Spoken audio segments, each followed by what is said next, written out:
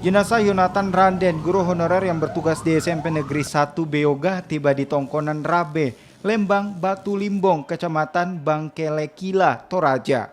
Sang istri bahkan sempat pingsan saat jenazah tiba. Di sisi lain, kerabat korban tak kuasa menahan kesedihan saat melihat anak korban yang masih berumur 2 tahun dan 6 bulan yang belum pernah bertemu bapaknya sejak lahir.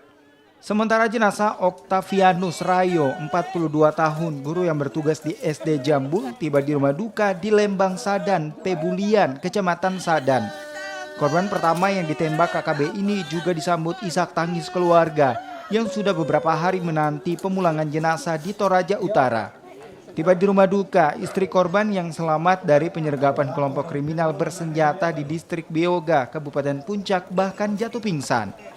Junaidi, salah satu rekan dari kedua korban yang selamat dari penembakan KKB mengatakan, saat kejadian dia bersama Yonatan hendak mengambil terpal untuk digunakan menutup jenazah Octavianus.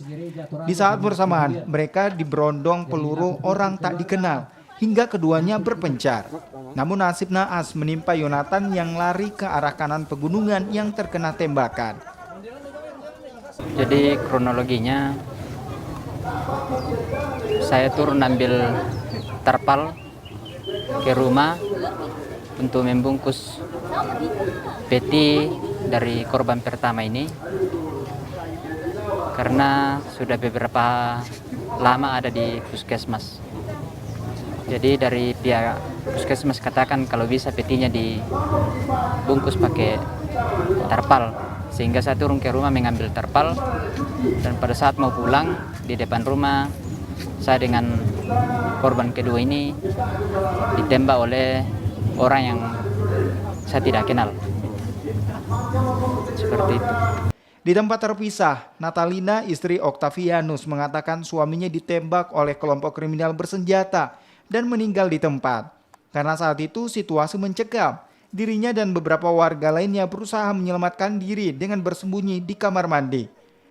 Setelah saya lihat sudah sunyi, sudah tidak ada orang, saya keluar dari kamar yang tempat saya sembunyi.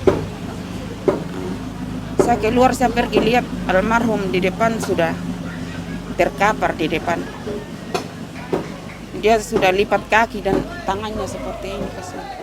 Tapi saya sempat lihat dia punya mata masih tak putar. Mungkin dia masih lirik saya atau bagaimana begitu. Ya, langsung saya bilang, Bapak Yan, saya pergi sembunyi. Saya langsung lari kembali ke belakang, dan saya langsung lompat di kamar mandi. Kedua jenazah korban kekerasan kelompok kriminal bersenjata tiba di Toraja setelah diberangkatkan dari Timika menggunakan pesawat dan dilanjutkan melalui perjalanan darat menggunakan ambulans ke Kabupaten Toraja Utara.